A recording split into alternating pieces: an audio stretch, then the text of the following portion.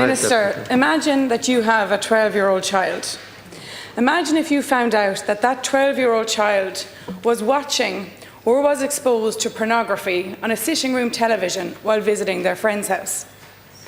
They would likely be permanently banned from visiting that friend's house, and you would likely report that parent to TUSLA. Yet, we're giving our children smartphones with open access to the internet, where they are regularly encountering misogynistic and toxic content online, especially on well-known pornographic websites.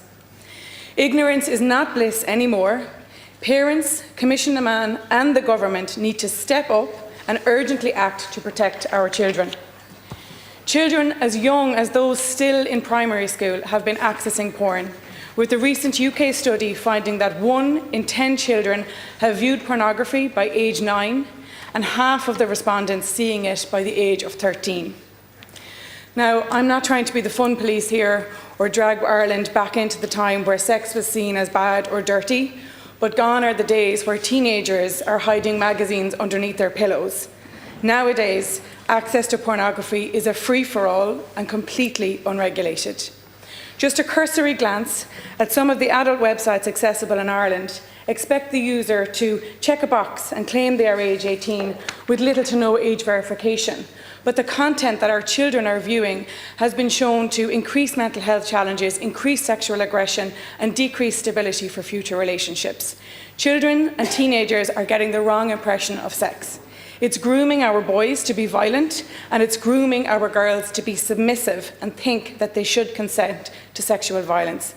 Their young minds think, this is what sex is, this is how I should behave, this is what I should expect, or even, this is what I should look like.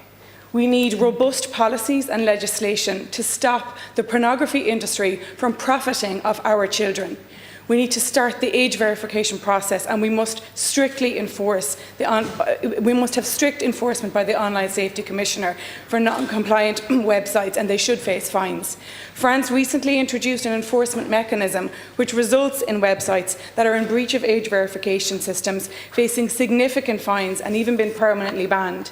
Our Online Safety Commissioner, Niamh Hodnett, said video sharing platforms established in Ireland will have to have age verification measures to block under 18s from accessing adult content by July 21st.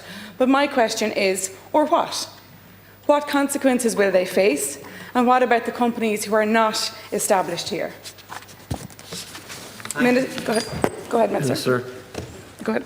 So, Deputy, thank you very much for raising this extremely serious matter and for drawing our attention to the reality of what is happening as young minds are reshaped in ways that can do great harm to them, as young minds have their expectations set regarding what should be permissible, what should be consensual, putting in place behaviours that we know could be so harmful to their well-being and safety in the future. And you raise a really important matter and correctly make the point that this is not about trying to go back to some kind of role where the state was acting as a censor or seeking to go back to other practices. It's simply about getting the balance right and recognising that for our youngest people, young boys, young girls, that can be exposed to content that is not only inappropriate, it has, unfortunately, the real potential to be so dangerous and so damaging. So to answer the different questions that you have put to me, there are 4 actions that are in place from the government at the moment, through both the government directly and through our online regulator. The first one is the Online Safety Code, which is in place. Part A of that Online Safety Code has set out very clear but general obligations regarding what we expect social media platforms to do in order to protect children from harmful content. Secondly, Part B of that code, which is going to apply now from the 21st of July, so in a number of weeks' time, will set out very specific obligations regarding age verifications for particular platforms to protect our youngest from content that they simply should not be seeing, that could do such harm to them now, but also harm to them in later life. Thirdly, what is now happening is Minister O'Donovan, in recognition of the importance of this issue and the need for European action, which I'll come back to very quickly in a moment, has now co-signed a letter with other member states of the European Union to the Commission, emphasising how critical the issue of age verification is and looking to meet both the French and Danish minister with regard to this.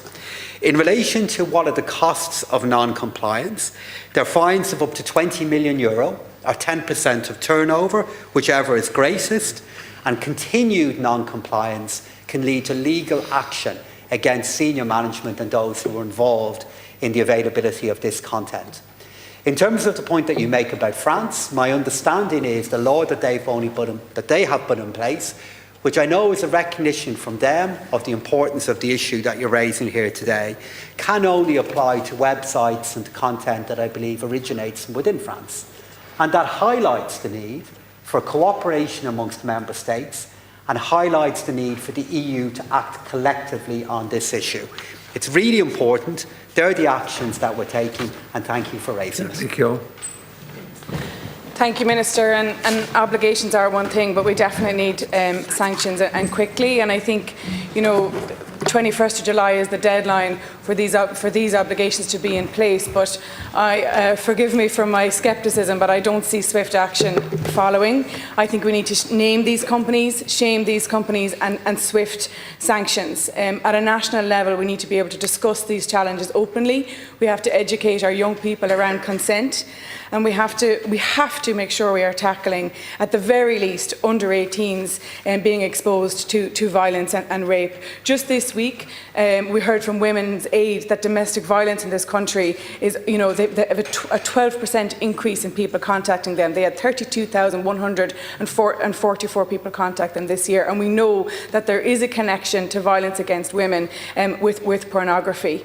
We also need to look at our parents. Only 28% of them are using parental controls. So there's a lot of work that we need to do here, and I just don't get a sense of urgency. I'm chairperson of the Children and Equality Committee, and I think that we have to look at all the ways that we can protect our children from this harm. Minister. I very much agree with you, Deputy, and also agree with the point that you are making, that a very dangerous reshaping of expectations regarding what is permissible, how we should engage with each other, has taken place due to the availability of content and young minds being exposed to it. While I do appreciate your scepticism given the importance of this issue, all I can do is genuinely underline to you the action that the European Union is taking, and then the role that we are taking here in Ireland through our own regulator and through the actions of Minister O'Donovan to respond back to the really important and worrying behaviour that is now taking place regarding access to material and content that young boys and girls, that teenagers should not have access to. I know Minister O'Donovan is very much aware of this, and on the final point that you made there regarding the ability to openly discuss these matters in a respectful but in an appropriate way, by you raising this issue here today, you're playing your role in it. Thanks, and what the Minister. government will continue to do is to respond back to an issue that we know is so important. We now move